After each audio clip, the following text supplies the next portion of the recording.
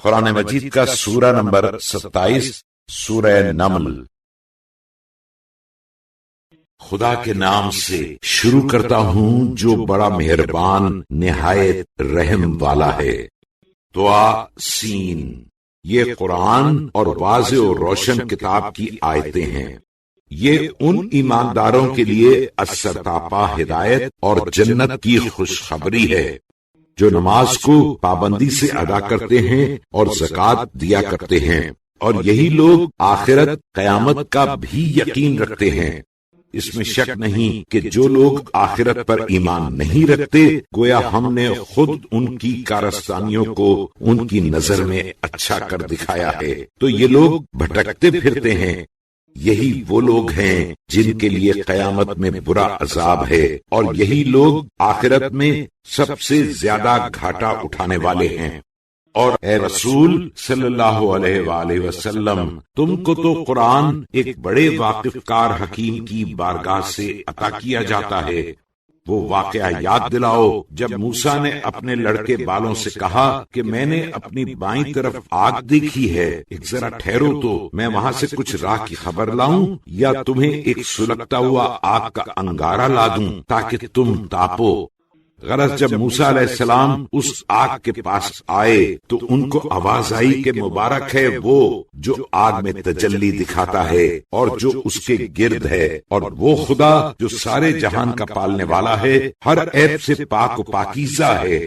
اے موسیٰ، اس میں کوئی شک نہیں کہ میں زبردست حکمت والا اللہ ہوں، اور ہاں اپنی چھڑی تو زمین پر ڈال دو۔ جب موسیٰ نے اس کو دیکھا کہ وہ اس طرح لہرا رہی ہے گویا وہ زندہ اژدہا ہے، تو پچھلے پاؤں بھاگ چلے اور پیچھے مڑ کر بھی نہ دیکھا۔ تو ہم نے کہا اے موسیٰ ڈرو نہیں، ہمارے پاس تو پیغمبر لوگ ڈرا نہیں کرتے، مطمئن ہو جاتے ہیں۔ مگر جو شخص گناہ کرے پھر گناہ کے بعد اسے نیکی توبہ سے بدل دے تو البتہ میں بڑا بخشنے والا مہربان ہوں۔ ہاں، اور اپنا ہاتھ اپنے گریبان میں تو ڈالو کہ وہ سفید براق ہو کر بے عیب نکل آئے گا۔ یہ 2 معجزے من جملہ 9 معجزات کے ہیں جو تم کو ملیں گے۔ تم فرعون اور اس کی قوم کے پاس جاؤ کیونکہ وہ بدکار لوگ ہیں۔ تو جب ان کے پاس ہمارے آنکھیں کھول دینے والے معجزے آئے تو کہنے لگے یہ تو کھلا ہوا جادو ہے، اور باوجود کہ ان کے دل کو ان معجزات کا یقین تھا مگر پھر بھی ان لوگوں نے سرکشی اور تکبر سے ان کو نہ مانا۔ تو اے رسول صلی اللہ علیہ وآلہ وسلم، دیکھو کہ آخر مفسدوں کا انجام کیا ہوا۔ اور اس میں شک نہیں کہ ہم نے داؤد اور سلیمان کو علم عطا کیا، اور دونوں نے خوش ہو کر کہا خدا کا شکر ہے جس نے ہم کو اپنے بہتیرے ایماندار بندوں پر فضیلت دی۔ اور علم و حکمت، جائیداد منقولہ غیر منقولہ، سب میں سلیمان داؤد کے وارث ہوئے، اور کہا لوگو ہم کو خدا کے فضل سے پرندوں کی بولی بھی سکھائی گئی ہے، اور ہمیں دنیا کی ہر چیز عطا کی گئی ہے۔ اس میں شک نہیں کہ یہ یقینی خدا کا صریحی فضل و کرم ہے۔ اور سلیمان کے سامنے ان کے لشکر، جنات اور آدمی اور پرند سب جمع کیے جاتے تھے تو وہ سب کے سب مثل کھڑے کیے جاتے تھے۔ غرض اس طرح لشکر چلتا یہاں تک کہ جب ایک دن چیونٹیوں کے میدان میں آ نکلے تو ایک چیونٹی بولی اے چیونٹیوں اپنے اپنے بلوں میں گھس جاؤ، ایسا نہ ہو کہ سلیمان اور ان کا لشکر تمہیں رون ڈالے اور انہیں اس کی خبر بھی نہ ہو۔ تو سلیمان اس کی اس بات سے مسکرا کر ہنس پڑے اور عرض کی پروردگار مجھے توفیق عطا فرما کہ جیسی جیسی نعمتیں تو نے مجھ پر اور میرے والدین پر نازل فرمائی ہیں میں ان کا شکریہ ادا کروں، اور میں ایسے نیک کام کروں جسے تو پسند فرمائے، اور تو اپنی خاص مہربانی سے مجھے اپنے نیکوکار بندوں میں داخل فرما۔ اور سلیمان نے پرندوں کے لشکر کی حاضری لی تو کہنے لگے کہ کیا بات ہے کہ میں ہدہد کو اس کی جگہ پر نہیں دیکھتا، یا واقعاً وہ کہیں غائب ہے۔ اگر ایسا ہے تو میں اسے سخت سے سخت سزا دوں گا، یا نہیں تو اسے ذبح ہی کر ڈالوں گا، یا وہ اپنی بے گناہی کی کوئی صاف دلیل میرے پاس پیش کرے۔ غرض سلیمان نے تھوڑی ہی دیر توقف کیا تھا کہ ہدہد آ گیا تو اس نے عرض کی کہ مجھے وہ بات معلوم ہوئی ہے جو اب تک حضور کو بھی معلوم نہیں ہے، اور میں آپ کے پاس شہر سبا سے ایک تحقیقی خبر لے کر آیا ہوں۔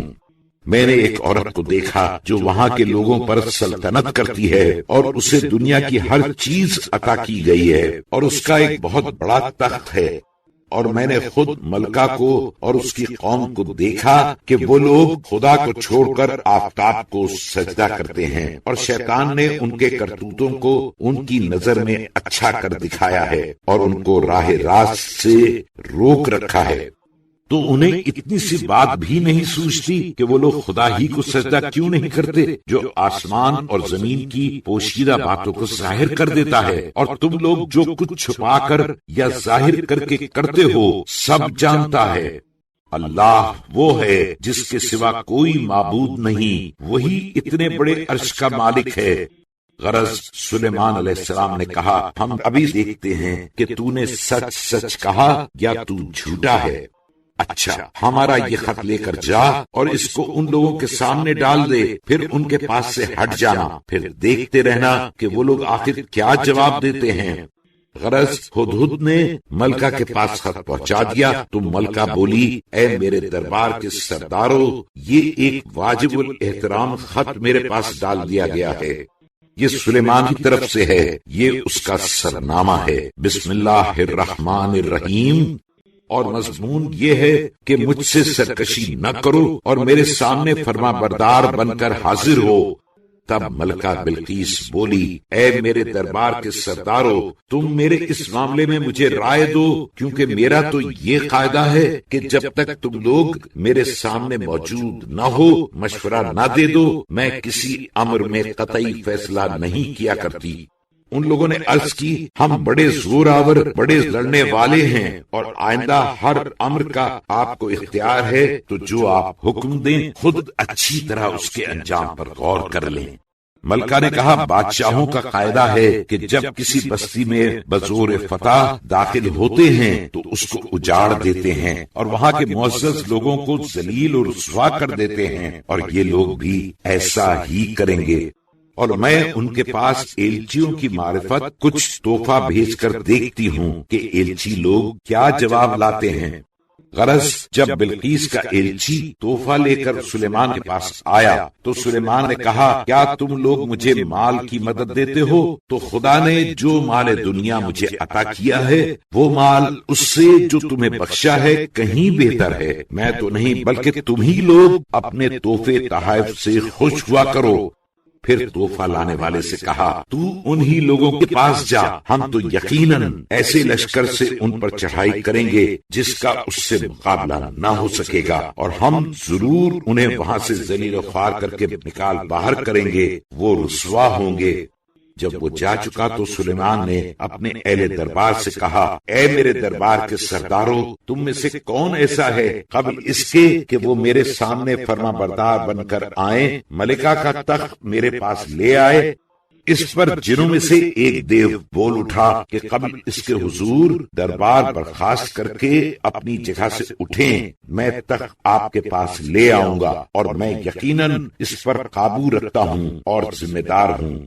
اس پر ابھی سلیمان کچھ کہنے نہ پائے تھے کہ وہ شخص آصف بن برقیہ جس کے پاس کتاب خدا کا کسی قدر علم تھا بولا کہ میں آپ کی پلک جھپکنے سے بھی پہلے تخت کو آپ کے پاس حاضر کیے دیتا ہوں۔ بس اتنے ہی میں وہ آ گیا۔ تو جب سلیمان نے اسے اپنے پاس موجود پایا تو کہنے لگے، یہ محض میرے پروردگار کا فضل و کرم ہے تاکہ وہ میرا امتحان لے کہ میں اس کا شکر کرتا ہوں یا ناشکری کرتا ہوں، اور جو کوئی شکر کرتا ہے تو وہ اپنی ہی بھلائی کے لیے شکر کرتا ہے، اور جو شخص ناشکری کرتا ہے تو یاد رکھے میرا پروردگار یقیناً بے پرواہ اور سخی ہے۔ اس کے بعد سلیمان نے کہا کہ اس کے تخت میں اس کی عقل کے امتحان کے لیے تغیر و تبدل کر دو تاکہ ہم دیکھیں کہ پھر بھی وہ سمجھ رکھتی ہے یا ان لوگوں میں ہے جو سمجھ نہیں رکھتے۔ چنانچہ ایسا ہی کیا گیا۔ پھر جب بلقیس سلیمان کے پاس آئی تو پوچھا گیا کہ تمہارا تخت بھی ایسا ہی ہے؟ وہ بولی گویا یہ وہی ہے۔ پھر کہنے لگی کہ ہم کو تو اس سے پہلے ہی آپ کی نبوت معلوم ہو گئی تھی، اور ہم تو آپ کے فرما بردار تھے ہی، اور خدا کے سوا جسے وہ پوچھتی تھی سلیمان نے اس کو روک دیا، کیونکہ وہ کافر قوم کی تھی اور آفتاب کو پوچھتی تھی۔ پھر اس سے کہا گیا کہ آپ اب محل میں چلیے۔ تو جب اس نے محل میں شیشے کے فرش کو دیکھا تو اس کو گہرا پانی سمجھی، اور گزرنے کے لیے اس طرح اپنے پائچے اٹھائے کہ اپنی دونوں پنڈلیاں کھول دیں۔ سلیمان نے کہا تم ڈرو نہیں، یہ پانی نہیں ہے، محل ہے جو شیشوں سے منڈھا ہوا ہے۔ اس وقت تنبیہ ہوئی اور عرض کی پروردگارا، میں نے آفتاب کو پوچھ کر یقیناً اپنے اوپر آپ ظلم کیا، اور اب میں سلیمان کے ساتھ سارے جہان کے پالنے والے خدا پر ایمان لاتی ہوں۔ اور ہم نے ہی قوم سمود کے پاس ان کے بھائی صالح کو پیغمبر بنا کر بھیجا کہ تم لوگ خدا کی عبادت کرو، تو وہ صالح کے آتے ہی مومن و کافر دو فریق بن کر باہم جھگڑنے لگے۔ صالح نے کہا اے میری قوم، آخر تم لوگ بھلائی سے پہلے برائی کے واسطے کیوں جلدی کر رہے ہو؟ تم لوگ خدا کی بارگاہ میں توبہ استغفار کیوں نہیں کرتے تاکہ تم پر رحم کیا جائے؟ وہ لوگ بولے ہم نے تو تم سے اور تمہارے ساتھیوں سے برا شگون پایا۔ صالح علیہ السلام نے کہا تمہاری بدقسمتی خدا کے پاس ہے، یہ سب کچھ نہیں بلکہ تم لوگوں کی آزمائش کی جا رہی ہے۔ اور شہر میں 9 آدمی تھے جو ملک کے بانی فساد تھے اور اصلاح کی فکر نہ کرتے تھے۔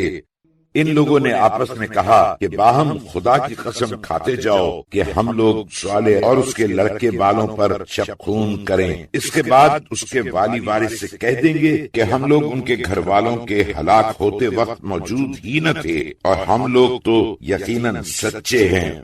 اور ان لوگوں نے ایک تدبیر کی اور ہم نے بھی ایک تدبیر کی، اور ہماری تدبیر کی ان کو خبر بھی نہ ہوئی۔ تو اے رسول صلی اللہ علیہ وآلہ وسلم، تم دیکھو ان کی تدبیر کا کیا برا انجام ہوا کہ ہم نے ان کو اور ان کی ساری قوم کو ہلاک کر ڈالا۔ یہ بس ان کے گھر ہیں کہ ان کی نافرمانیوں کی وجہ سے خالی ویران پڑے ہیں۔ اس میں شک نہیں کہ اس واقعے میں واقف کار لوگوں کے لیے بڑی عبرت ہے۔ اور ہم نے ان لوگوں کو جو ایمان لائے تھے اور پرہیزگار تھے بچا لیا۔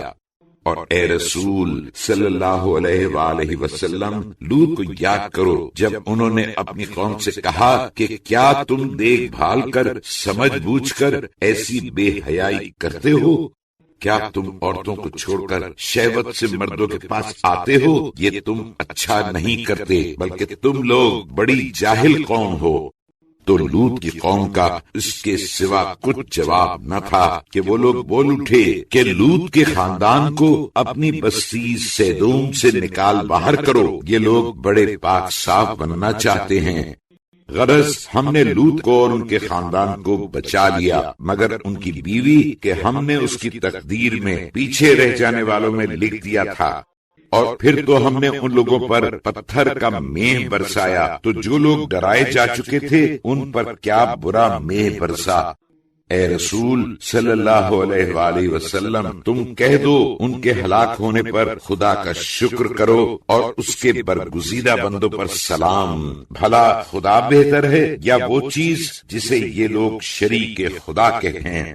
بھلا وہ کون ہے جس نے آسمانوں اور زمین کو پیدا کیا اور تمہارے واسطے آسمان سے پانی برسایا، پھر ہم ہی نے پانی سے دلچسپ و خوشنما باغ اگائے؟ تمہارے تو یہ بس کی بات نہ تھی کہ تم ان کے درختوں کو اگا سکتے، تو کیا خدا کے ساتھ کوئی اور معبود بھی ہے؟ ہرگز نہیں، بلکہ یہ لوگ خود اپنی جی سے گڑھ کے بتوں کو اس کے برابر بناتے ہیں۔ بھلا وہ کون ہے جس نے زمین کو لوگوں کے ٹھہرنے کی جگہ بنایا اور اس کے درمیان جا بجا نہریں دوڑائیں، اور اس کی مضبوطی کے واسطے پہاڑ بنائے، اور میٹھے کھاری 2 دریاؤں کے درمیان حد فاصل بنایا؟ تو کیا خدا کے ساتھ کوئی اور معبود بھی ہے؟ ہرگز نہیں، بلکہ ان میں کے اکثر کچھ جانتے ہی نہیں۔ بھلا وہ کون ہے کہ جب مضطر اسے پکارے تو دعا قبول کرتا ہے اور مصیبت کو دور کرتا ہے، اور تم لوگوں کو زمین میں اپنا نائب بناتا ہے، تو کیا خدا کے ساتھ کوئی اور معبود بھی ہے؟ ہرگز نہیں۔ اس پر بھی تم لوگ بہت کم نصیحت و عبرت حاصل کرتے ہو۔ بھلا وہ کون ہے جو تم لوگوں کو خشکی اور تری کی تاریکیوں میں راہ دکھاتا ہے، اور کون اس کی باران رحمت کے آگے بارش کی خوشخبری لے کر ہواؤں کو بھیجتا ہے؟ کیا خدا کے ساتھ کوئی اور معبود بھی ہے؟ ہرگز نہیں۔ یہ لوگ جن چیزوں کو خدا کا شریک ٹھہراتے ہیں، خدا اس سے بالا تر ہے۔ بھلا وہ کون ہے جو خلقت کو نئے سرے سے پیدا کرتا ہے، پھر اسے دوبارہ مرنے کے بعد پیدا کرے گا؟ اور کون ہے جو تم لوگوں کو آسمان و زمین سے رزق دیتا ہے؟ تو کیا خدا کے ساتھ کوئی اور معبود بھی ہے؟ ہرگز نہیں۔ اے رسول صلی اللہ علیہ وآلہ وسلم، تم ان مشرکین سے کہہ دو کہ اگر تم سچے ہو تو اپنی دلیل پیش کرو۔ اے رسول صلی اللہ علیہ وآلہ وسلم، ان سے کہہ دو کہ جتنے لوگ آسمان و زمین میں ہیں، ان میں سے کوئی بھی غیب کی بات خدا کے سوا نہیں جانتا، اور وہ یہ بھی تو نہیں سمجھتے کہ قبر سے دوبارہ کب زندہ اٹھا کھڑے کیے جائیں گے، بلکہ اصل یہ ہے کہ آخرت کے بارے میں ان کے علم کا خاتمہ ہو گیا ہے، بلکہ اس کی طرف سے شک میں پڑے ہیں۔ بلکہ سچ تو یہ ہے کہ اس سے یہ لوگ اندھے بنے ہوئے ہیں۔ اور کفار کہنے لگے کہ کیا جب ہم اور ہمارے باپ دادا سڑ گل کر مٹی ہو جائیں گے تو کیا ہم پھر نکالے جائیں گے؟ اس کا تو پہلے بھی ہم سے اور ہمارے باپ داداؤں سے وعدہ کیا گیا تھا، کہاں کا اٹھنا اور کیسی قیامت، یہ تو ہو نہ ہو اگلے لوگوں کے ڈھکوسلے ہیں۔ اے رسول صلی اللہ علیہ وآلہ وسلم، لوگوں سے کہہ دو کہ روئے زمین پر ذرا چل پھر کر دیکھو تو کہ گناہگاروں کا انجام کیا ہوا، اور اے رسول تم ان کے حال پر کچھ افسوس نہ کرو، اور جو چالیں یہ لوگ تمہارے خلاف چل رہے ہیں اسے تنگ دل نہ ہو۔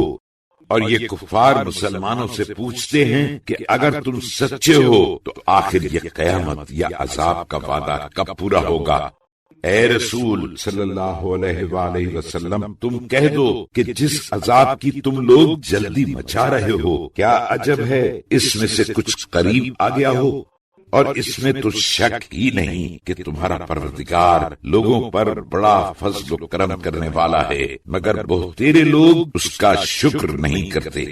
اور اس میں بھی شک نہیں کہ جو باتیں ان کے دلوں میں پوشیدہ ہیں اور جو کچھ یہ علانیہ کرتے ہیں، تمہارا پروردگار یقینی جانتا ہے، اور آسمان و زمین میں کوئی ایسی بات پوشیدہ نہیں جو واضح و روشن کتاب لوح محفوظ میں لکھی موجود نہ ہو۔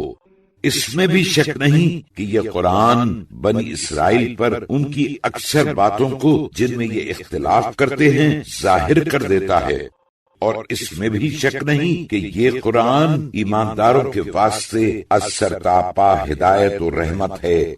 اے رسول صلی اللہ علیہ وآلہ وسلم، بے شک تمہارا پروردگار اپنے حکم سے ان کے آپس کے جھگڑوں کا فیصلہ کر دے گا، اور وہ سب پر غالب اور واقف کار ہے۔ تو اے رسول صلی اللہ علیہ وآلہ وسلم، تم خدا پر بھروسہ رکھو، بے شک تم یقینی صریح حق پر ہو۔ بے شک نہ تو تم مردوں کو اپنی بات سنا سکتے ہو اور نہ بہروں کو اپنی آواز سنا سکتے ہو، خاص کر جب وہ پیٹھ پھیر کر بھاگ کھڑے ہوں، اور نہ تم اندھوں کو ان کی گمراہی سے راہ پر لا سکتے ہو۔ تم تو بس انہی لوگوں کو اپنی بات سنا سکتے ہو جو ہماری آیتوں پر ایمان رکھتے ہیں، پھر وہی لوگ تو ماننے والے بھی ہیں۔ اور جب ان لوگوں پر قیامت کا وعدہ پورا ہوگا تو ہم ان کے واسطے زمین سے ایک چلنے والا نکال کھڑا کریں گے جو ان سے یہ باتیں کرے گا کہ فلاں فلاں لوگ ہماری آیتوں کا یقین نہیں رکھتے تھے۔ اور اس دن کو یاد کرو جس دن ہم ہر امت سے ایک ایسے گروہ کو جو ہماری آیتوں کو جھٹلایا کرتے تھے زندہ کر کے جمع کریں گے، پھر ان کی ٹولیاں علیحدہ علیحدہ کریں گے۔ یہاں تک کہ جب وہ سب خدا کے سامنے آئیں گے اور خدا ان سے کہے گا کیا تم نے ہماری آیتوں کو بے اچھی طرح سمجھے بوجھے جھٹلایا؟ بھلا تم کیا کیا کرتے تھے؟ اور چونکہ یہ لوگ ظلم کیا کرتے تھے ان پر عذاب کا وعدہ پورا ہوگا، پھر یہ لوگ کچھ بول بھی تو نہ سکیں گے۔ کیا ان لوگوں نے یہ بھی نہ دیکھا کہ ہم نے رات کو اس لیے بنایا کہ یہ لوگ اس میں چین کریں اور دن کو روشن تاکہ دیکھ بھال کریں؟ بے شک اس میں ایمان لانے والوں کے لیے قدرت خدا کی بہت سی نشانیاں ہیں۔ اور اس دن کو یاد کرو جس دن سور پھونکا جائے گا تو جتنے لوگ آسمانوں میں ہیں اور جتنے لوگ زمین میں ہیں غرض سب کے سب دہل جائیں گے، مگر جس شخص کو خدا چاہے وہ البتہ مطمئن رہے گا، اور سب لوگ اس کی بارگاہ میں ذلت عاجزی کی حالت میں حاضر ہوں گے۔ اور تم پہاڑوں کو دیکھ کر انہیں مضبوط جمے ہوئے سمجھتے ہو، حالانکہ یہ قیامت کے دن بادل کی طرح اڑے اڑے پھریں گے۔ یہ بھی خدا کی کاریگری ہے کہ جس نے ہر چیز کو خوب مضبوط بنایا ہے، بے شک جو کچھ تم لوگ کرتے ہو اس سے وہ خوب واقف ہے۔ جو شخص نیک کام کرے گا اس کے لیے اس کی جزا اس سے کہیں بہتر ہے، اور یہ لوگ اس دن خوف و خطر سے محفوظ رہیں گے۔ اور جو لوگ برا کام کریں گے وہ منہ کے بھل جہنم میں جھونک دیے جائیں گے، اور ان سے کہا جائے گا کہ جو کچھ تم دنیا میں کرتے تھے بس اسی کی جزا تمہیں دی جائے گی۔ اے رسول صلی اللہ علیہ وآلہ وسلم ان سے کہہ دو مجھے تو بس یہی حکم دیا گیا ہے کہ میں اس شہر مکہ کے مالک کی عبادت کروں جس نے اسے عزت حرمت دی ہے اور ہر چیز اسی کی ہے، اور مجھے یہ بھی حکم دیا گیا ہے کہ میں اس کے فرما بردار بندوں میں سے ہوں، اور یہ کہ میں قرآن پڑھا کروں۔